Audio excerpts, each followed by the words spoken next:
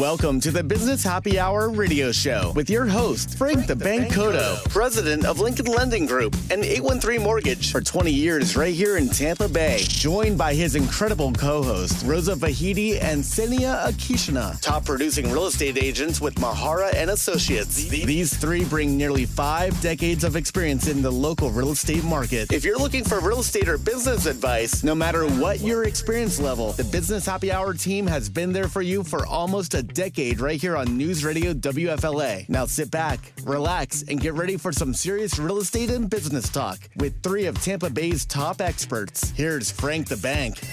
Hey, Tampa Bay. Welcome back to the Business Happy Hour, your number one show for all things business and entrepreneurial. I am your host, Frank the Bank Cotto, the owner of Lincoln Lending Group and 813mortgage.com, and most recently, reverseguru.com. That's right, guys. Stop spending all that holiday money unless you have enough equity in your house and you're over 62 and you don't want to lose your house. You can get a reverse mortgage from yours truly. Go to reverseguru.com and check it out. It is going to be an exciting show today. As promised, we brought back an old guest from 2 weeks ago, Mr. Mac Autry from Outlier Group. How you doing, Mac? Great. Thanks for having me back on. Your second time on radio, right? Absolutely. Thanks for coming back. I thought you bailed. He did. He bailed and got all that turkey. Right? He has a good excuse. Little Thanksgiving. We ran. I can't remember what show we ran as our rerun last week. I think we reran Mac again. So, nice. Yeah. So technically, it's my third time. Technically, it's our third time. Well, I guess he does get credit. And don't forget my amazing co-host, Ksenia Akishina. How you doing, Ksenia? Hello. Wonderful. Did you have a good Thanksgiving? I did. Yeah, I heard you and Ray went out and did something fun. You guys did a little family Thanksgiving? They do this traditional, family Thanksgiving at a restaurant. So, we all just get to mingle and, the food gets brought, the drinks get brought. So, yes, it's lovely. My wife has been begging, and my mom, for that for years and years. And maybe one day I will do it. But it's just I'm every year we only get together twice a year, Thanksgiving and Christmas. And we only cook one big meal together as a family twice a year. So I'm like, come on, Mom. I'm like, come on. I was like, I cook the turkey, It's like, you guys just got to do the sides. She's like, well, I'm standing up all day doing the sides. I was like, and they're good. We love them.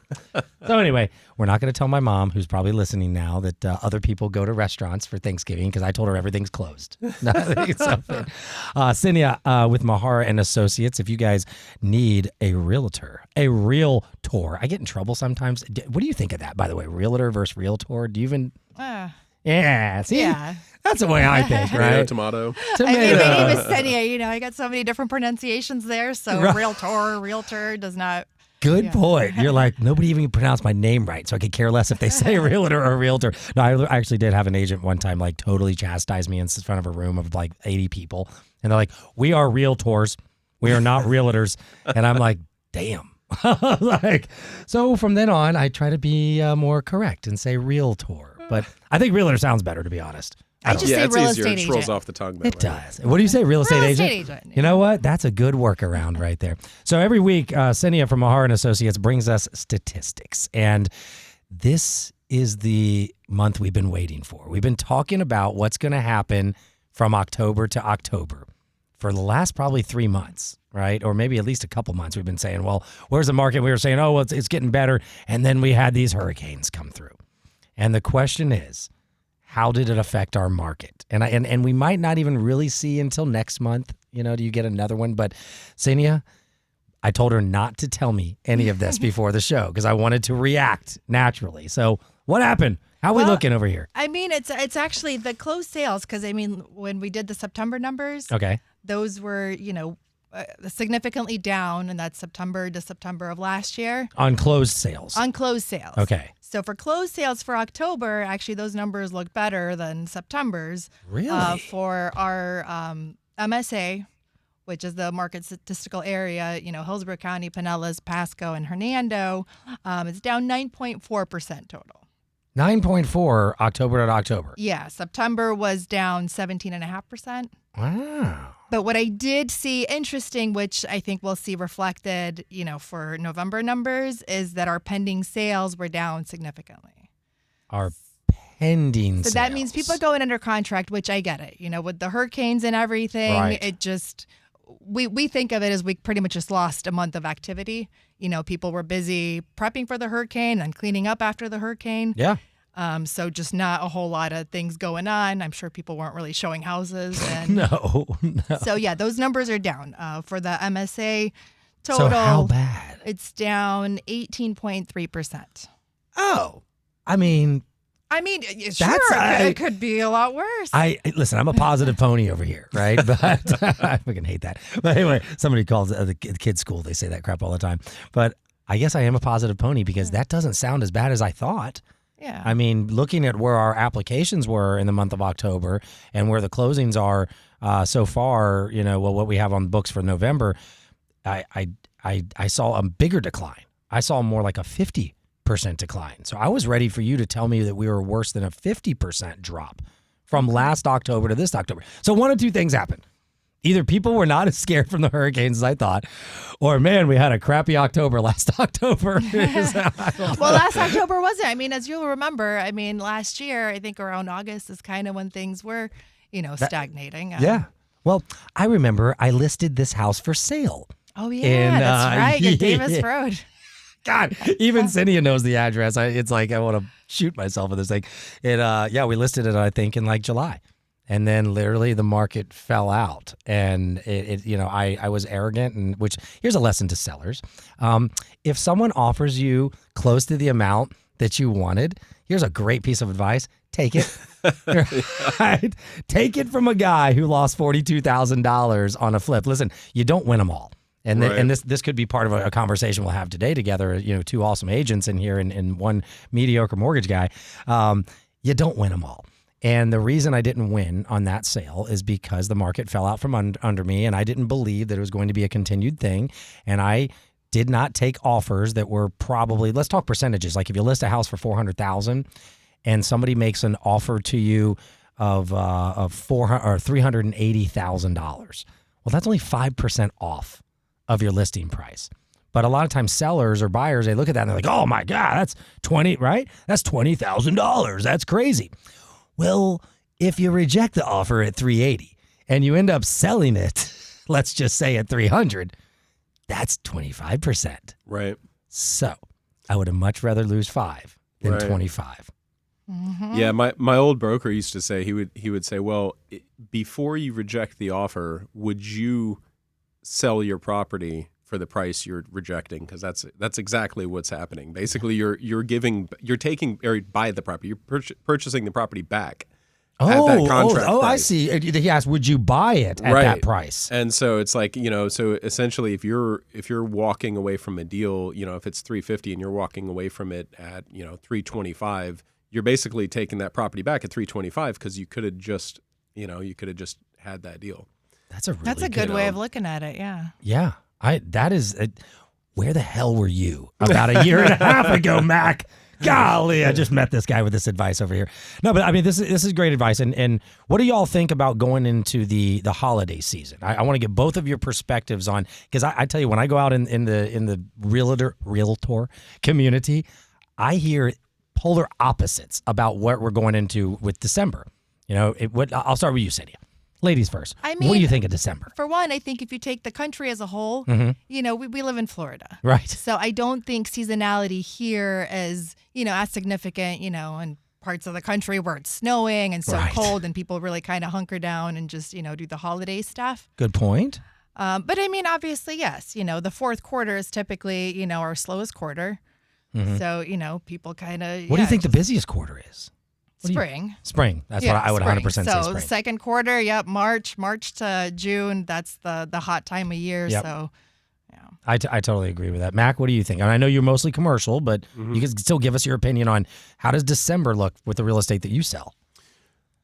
Typically, we see a decline in business in December. In terms of transaction volume, right? So, and I think that's more emotionally driven than anything else. So, a lot of these companies, these PE companies and investment companies, or even the small family groups that are looking to purchase, as soon as this could be purely my opinion, but when that Christmas music starts playing in mid-December, What do you everything turns to retail. So retail does really good, but only in the terms of sales of their products, because everybody just turns to Christmas shopping and taking it easy. Dude, Mac, I was Walmart or Home Depot both in late October, and Christmas crap started was up. it up. When this guy said Christmas music starts mid-December, I was like, where do you live? Yeah, I was like, they know. They start paying it early. Oh my! It's every year. Am I crazy? It's like no, and I feel like it gets actually earlier every year too. I'm like, oh my gosh. Yeah, I was literally trying to get some discounts on Halloween stuff right around Halloween, and dude, it's like they clear out. They do, and all the crowd. I'm like, I don't want Rudolph unless he's a skeleton. Anyway, and then we tried to leave that skeleton in the yard and do the Santa thing. Yeah, bad idea. So anyway, those things don't do well in your sprinklers and all that stuff. So. Anyway, side note. So statistically, I would like to go on a limb, and we're talking to our buyers right now. I feel like it's a good time for buyers in December because you have too. Right. Yes, definitely. Right, less competition. Correct. And if a seller is listing in December or around there, they're probably pretty motivated, right? Because I mean, you two would probably tell them, hey, you need a little bit more time. Or wait until January or February or something like that. Let's see, we got a minute left. So how do you think the holidays translate into the beginning of the year? What do you think, Ksenia? Do you think it's like an overflow, like people don't start buying until late January, or think in Florida? Let's think Florida, not North Dakota. I think there are those that do try to actually rush and close before the end of the year. Yes. And then there are those, that take their time, look and find something and Yeah, shop over the holidays, because I think it's a good time to shop. You got off work, you got time with the family, you can go out and look. Sellers are motivated. If you're shopping in December, you're going to have less competition. But to your point, 30 seconds, why do people want to close before the end of the year? Go. Why? For the homestead exemption? That's it. She's like, there's got to be a trick question. No, it's a homestead exemption, because if you close by the end of the year, then you get the lower tax rate with the homestead exemption for the following year. But you have to close by December 31st. And guess what? There's time. You're going to call Ksenia at 813-755-REAL. 755-REAL. She's going to find you the real house. I'm going to find you the real mortgage. And yes, we're going to close you before December 31st right here on the Business Happy Hour. We'll be back in just a minute with Mac Autry from the Outlier Group.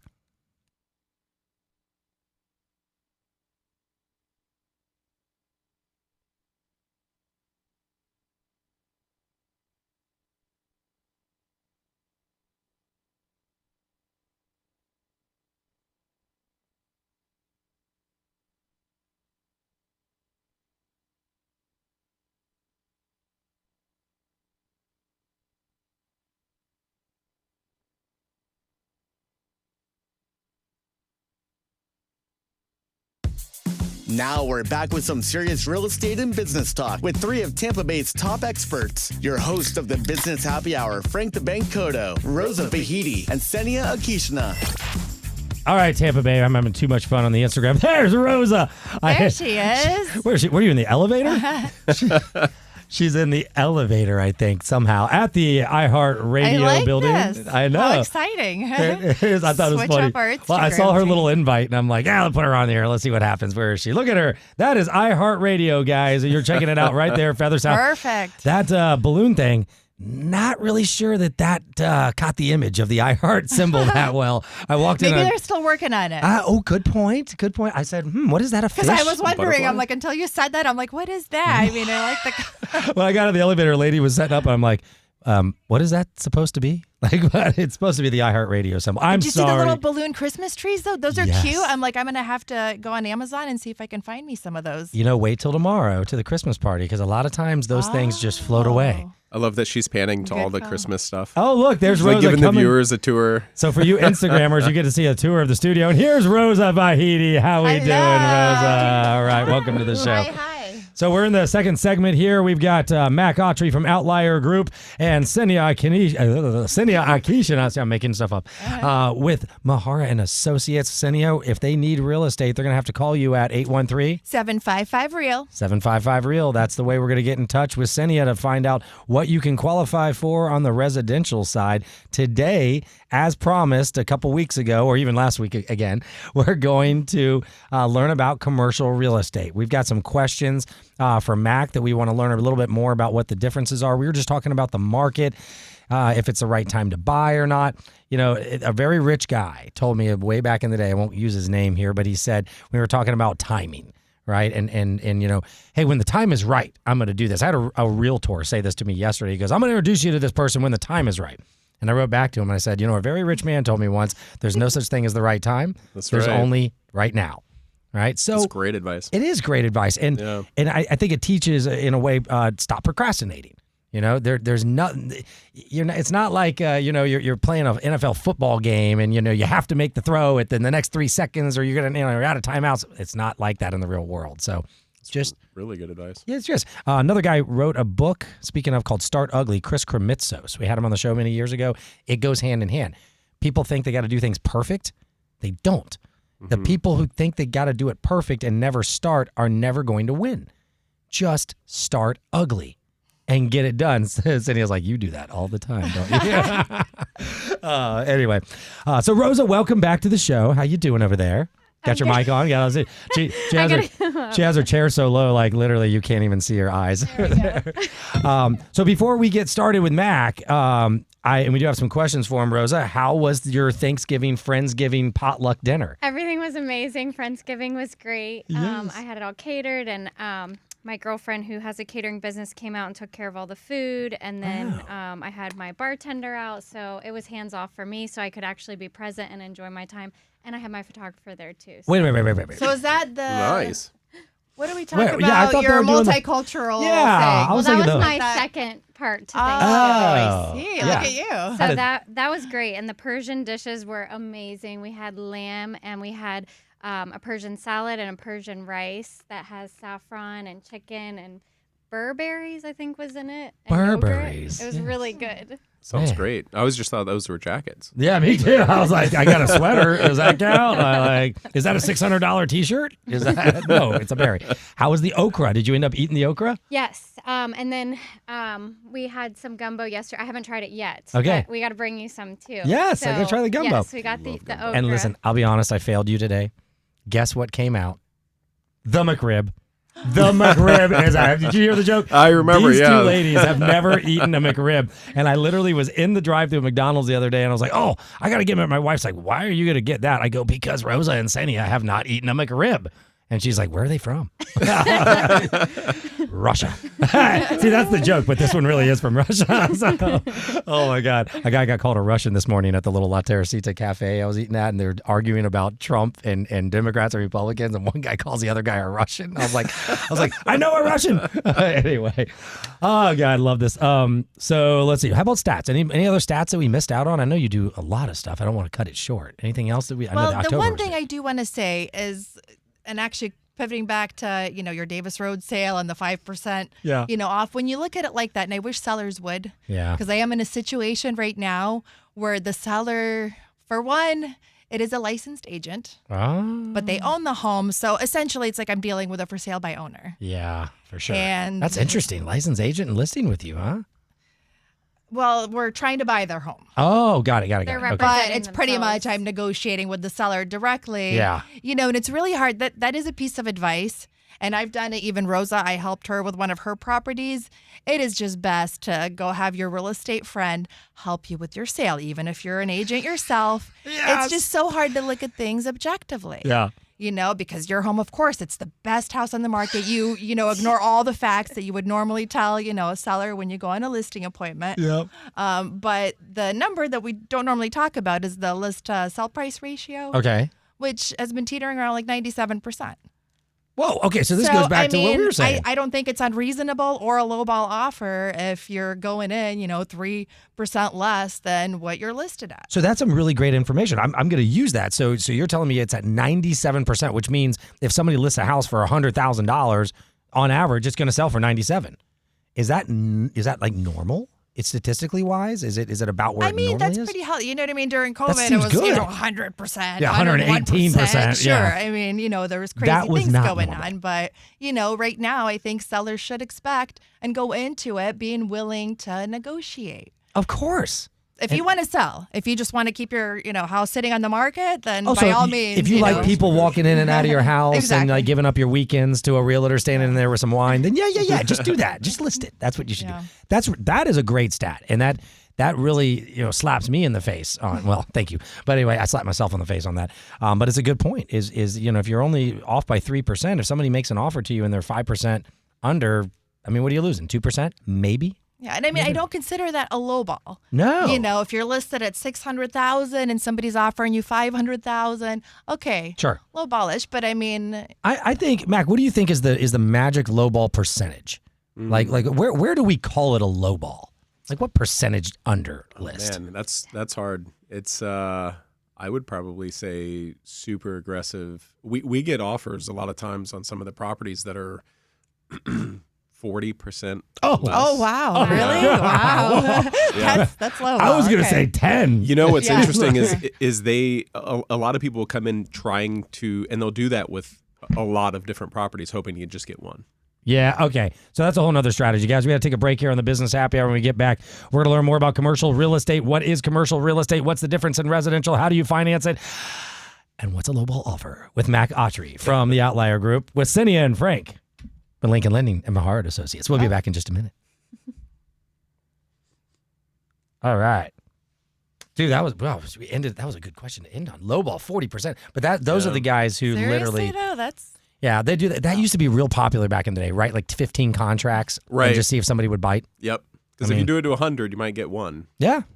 But So, but I will say, get every those calls. agent that exactly, every agent that deals with that buyer wants to shoot themselves. Right. But then again, here's a good reason to have a TC, right? Right. You're like, hey, guess what? You're going to write 100 contracts. I have one pending right now that was the strategy, and I just prepared them, and they're not emotional, so it's okay. I think they did get a little bit, but they had to put the emotions aside and you were on with the buyer, on the buyer side. and so they had you write like 20 offers. Yeah, we kept writing, and we were going.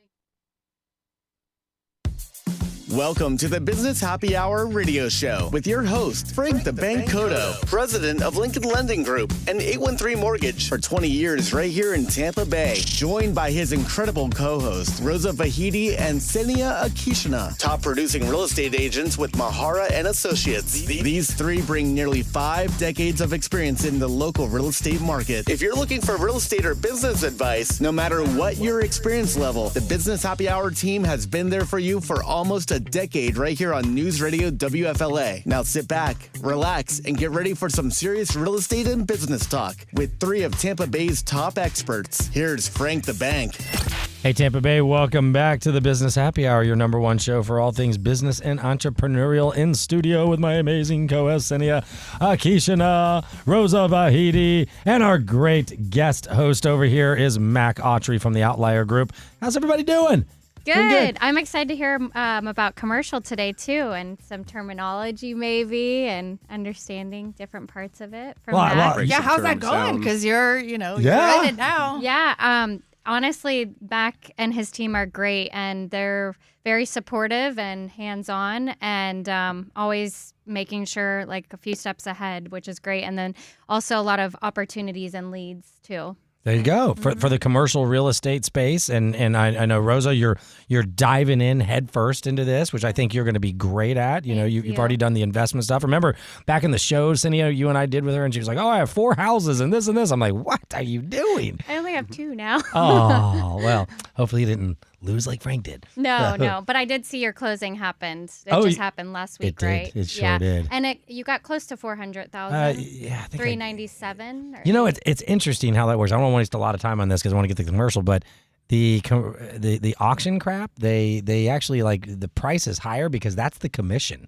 Because the buyer has to pay the commission. Spread. Yeah, so the buyer paid like whatever that difference was, like $18,000-$19,000 of commission on top of what he gave me. Oh. Which, kind of makes me look at it like maybe I should have just put a sign in the yard.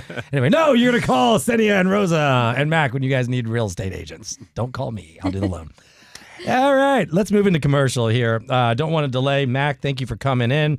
First of all, before we get started, Mac, if anybody's interested in commercial real estate, who do they call or what do they do? Do we tell them to call Rosa? What do we do? Absolutely. Call Rosa. Yeah. The Yeah, so Outlier you Group. can reach us at 727-608-6235. 727-608-6235. That's 6235. Check them out. And, of course, you can always find Rosa on the social media as well. Ksenia has the residential.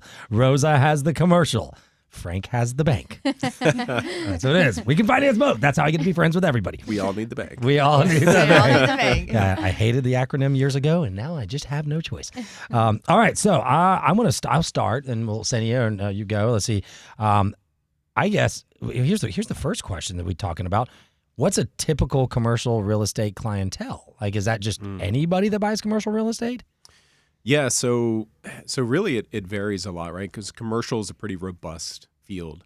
And when you get into the buyers and the different clienteles, the sellers, you're dealing with everything from an individual, right, like ourselves that are out there, purchasing an investment property for the first time, to PE funds, private equity funds, real estate investment trusts, and then you get in, those are the larger like your Black Rocks and things like that, right? Yep. And they're going in there with a particular templated formula, and they're just buying up a lot of stuff, like BlackRock. So it's really robust. There's a lot of different types of clientele in commercial, in terms of buyers and sellers. So it could be a corporation, it could be a person, it could be a corporation competing against a person. I'm sure you have that happen on occasion. When it's a corporate buyer, are they lowballing a lot of times, or no? They're usually with the larger corporations. So it's actually very rare to see an individual. So even with an individual, they'll have an LLC because of liability reasons, right? They want to hedge their risks.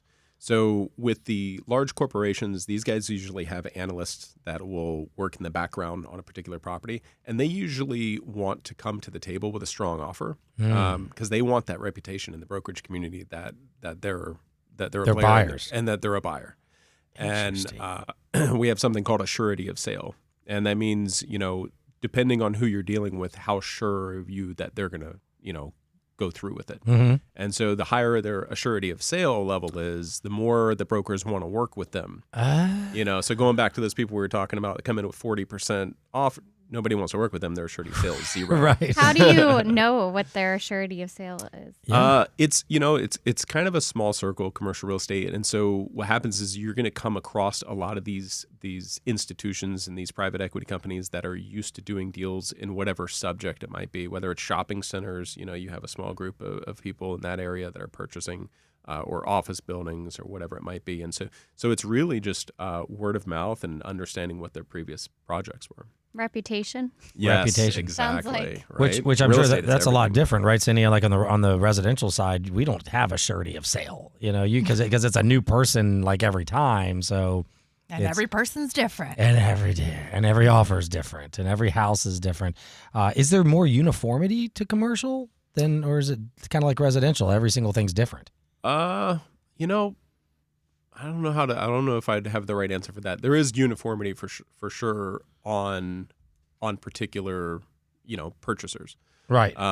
But it is kind of all over the place at the same time. It's because you have the private groups that come in that you've never heard of, and Right. they're trying to buy this at the same time they're trying to buy something in a different state, and you're trying, and they're two different uses, so that part can get a little messy depending on the buyer. So how about this? I'm going to ask this one, then I'm shut up and let you girls ladies ask some questions. But what about you as a company, and what would set apart Outlier Group if I am a commercial buyer or a commercial entity? Why do I want to come to you over, I don't know, is it CRE or CBRE or something like that? It's the only one that even comes to my mind, to be honest. Yeah, so they're the largest, right? CBRE Okay. is probably the largest commercial firm in the world, and they are global. They're global players, right? Okay. So you can buy and sell real estate in China or United States. They have offices. Got it. We're boutique.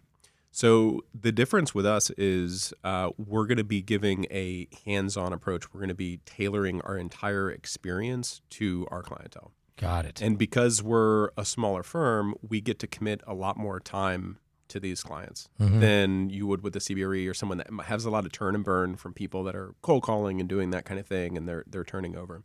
There's a lot of great agents at CBRE, but when it comes to local Florida real estate, we're going to be able to tailor that experience a lot better. Got it. And I assume you're right here, so you're knee deep with the customer, so you're probably going to get maybe some of those pocket listings, some things that other people might not have. That's very popular this year. The word pocket listing. Oh yeah, yeah. Off-market listings and sellers working with brokers on their off-market properties.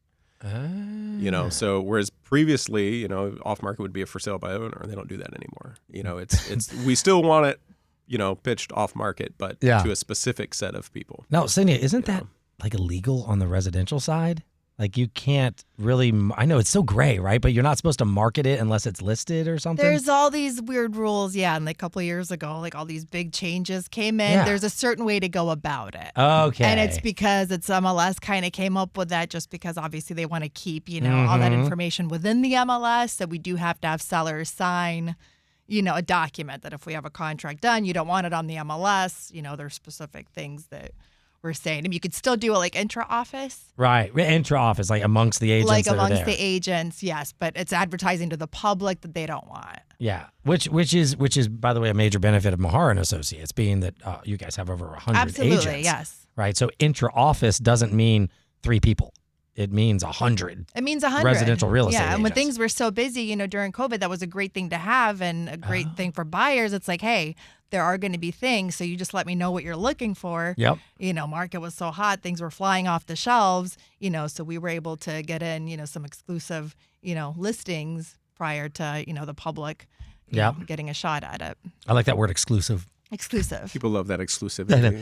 You're exclusive. I like boutique as well, though. That people do like that, and I frame my company. I say, well, we're a Florida specialty lender, and sometimes we'll say boutique. The same thing, just kind of means you're a small business. And I'm at the mall this weekend, and I could have gone to that crumble cookie place, but then there's another little tiny place that opened and called like American Cookie, and you could tell it was just like a mom who opened it up, who's like working for the holidays. I'm like, well, I'm going to her. I don't need to give the money to Crumble. Mahar and Associates, we're boutique too. Very boutique. So even though we have, over 100 agents, I didn't still mean it like within that. our office. No, but I mean, we're a boutique firm. We're not, Small, franchise. locally It's owned. not corporate. We do things in a very tailored and, Right. Which both of you guys, it's the same thing. Is you're not Keller Williams. You're not Caldwell Banker. And I'm not saying that they're bad, but that's still big entities, right? We have and I think a lot of people move towards the local lately, even on the retail real estate side. Like people are steering away from the Starbuckses and moving toward the local coffee shops that have great beans. 100%. I actually look for that when I Starbucks is like, damn it, I have to go to Starbucks, and then Dunkin' Donuts is on the bottom. Right.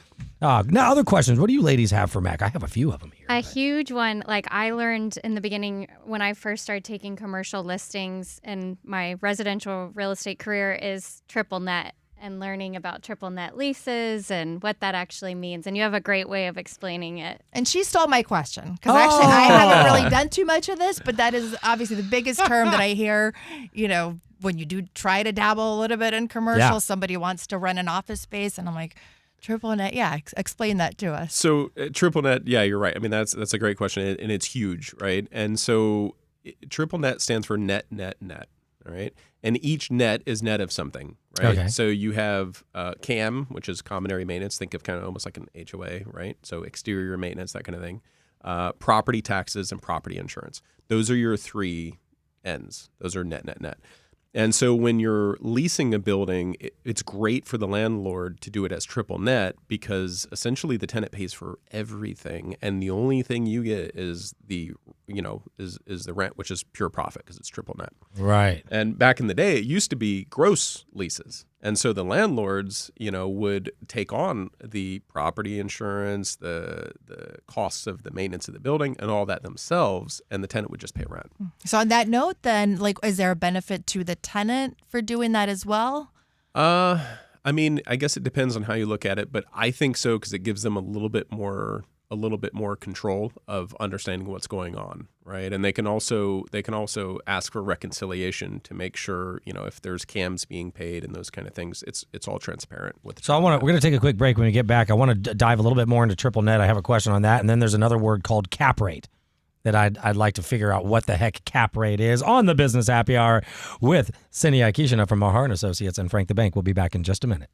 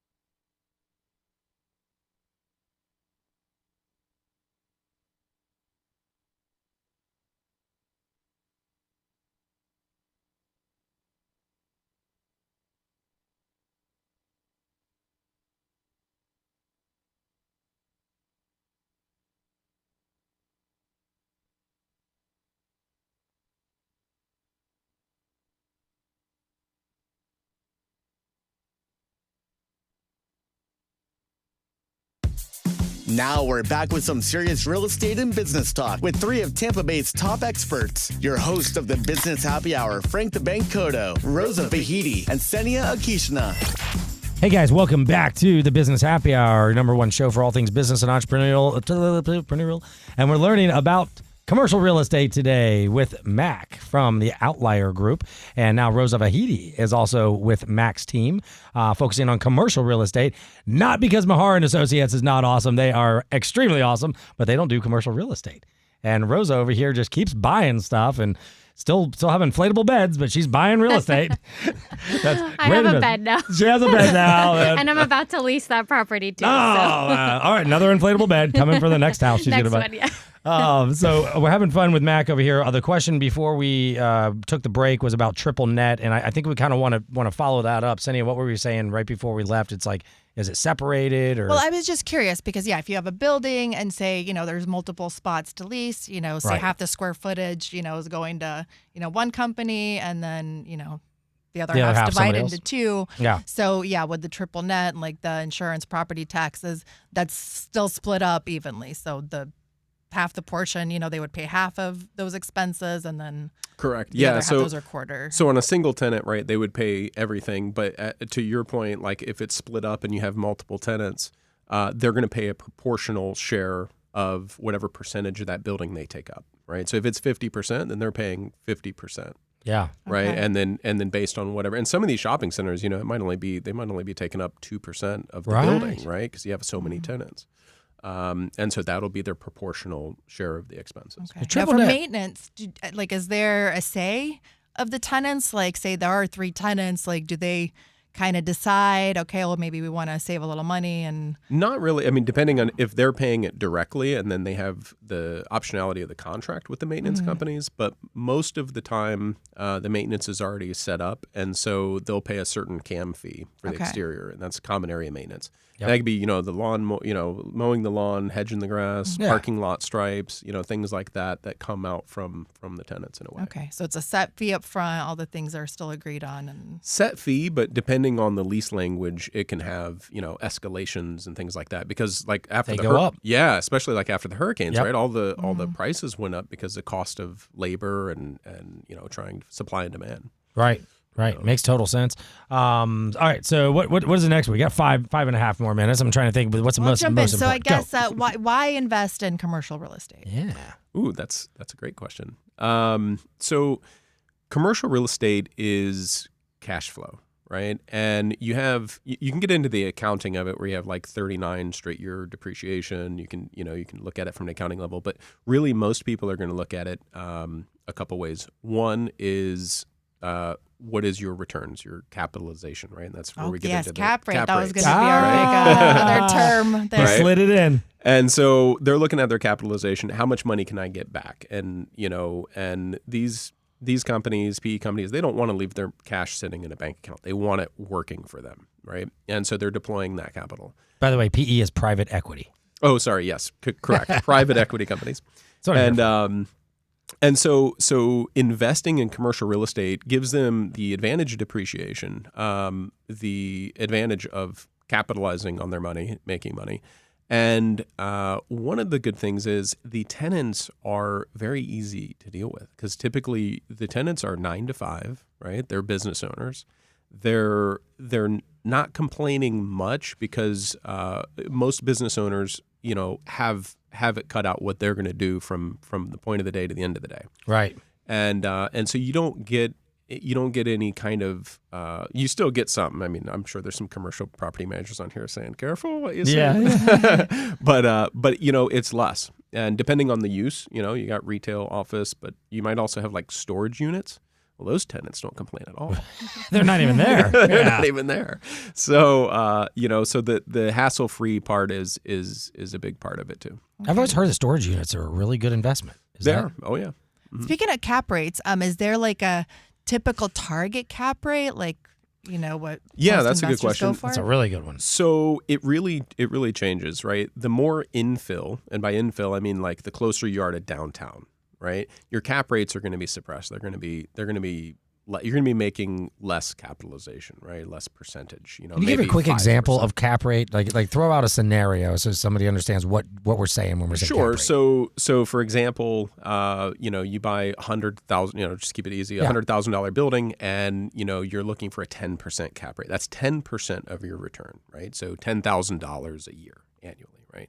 So that's what the cap rate essentially is. So that means I can buy that $100,000 building, and I know every year I'm going to be profiting $10,000. Profiting, Correct. $10,000. Right. That's the key to cap rate. Correct. And what is your, like Ksenia is asking, is there a magical number? Okay, downtown you're probably at what, 7 or 8 cap rate, something like that, and then outside maybe you're getting 12%? Correct. And again, the variables depend on, the use type. Office has a higher vacancy rate right now, so you'd factor in those kind of things. It's probably twice of what industrial is right now. I think office vacancy right now is, closer to 15.5%. It's got to be at an all-time high right now. Yeah, because they'll work from home. Right. The The COVID stuff, yeah. Right. Whereas you have industrial where the cap rate, the vacancy rate's only like 5%. And so cap is an easy indicator to just kind of get like a rule of thumb. Right. Like I'm going to look at this property and I know, okay, I need at least 8% cap. But getting into the math, then you get into more of time, money, and IRR. You get a little bit deeper into the numbers to understand really what you are getting after. So the cap rate is just kind of your surface level. You're an investor. You have $100,000. You want to make 10% on your money. Hey, Mac and Rosa, go find me something with a 10% cap rate. Exactly. But then you're talking about the other stuff like the depreciation, the tax benefits of owning the real estate, the appreciation of the real estate itself. Right. Those are not factored in when you're calculating cap rate. Correct. Yep. Got it. Because then you have your equity and time value of money, and that starts. So going back to the whole question of why invest into commercial real estate, I would say it's probably because you may have a higher rate of return and more long-term tax benefits and growth benefits. Yeah. Yep. Right? Exactly right. We got a minute left. Cash flow. Hit him with another question, girls. What do we got? How is commercial real estate valued? Ooh. Oh, Got 40 seconds to say that. So income approach, which is going back to the cap rate, how much you want to make, okay? And then you have a use approach, which would be like comp analysis, what you guys are used to in residential, right? So depending on the buyer, it would go to one of those things, whether it's an income approach or and that comparables. falls onto the finance because we can use income or costs, which is a whole different world. Or we can do something called no income verification. Up to 29 units. If you don't want to prove your income, that's a whole nother thing. We left finance out of this, but to call Frank the Bank. To go to Outlier Group for your commercial real estate. Rosa, what's that number? 727-608-6235. Got it. And Ksenia, if we need our residential real estate, they're going to call 813-755-REAL. 755-REAL. It's been a great show. Mac, thank you for coming on. Thanks for having me, Frank. Let's buy some commercial real estate, guys, and have a great Christmas. Dude, that show went so fast, it's ridiculous.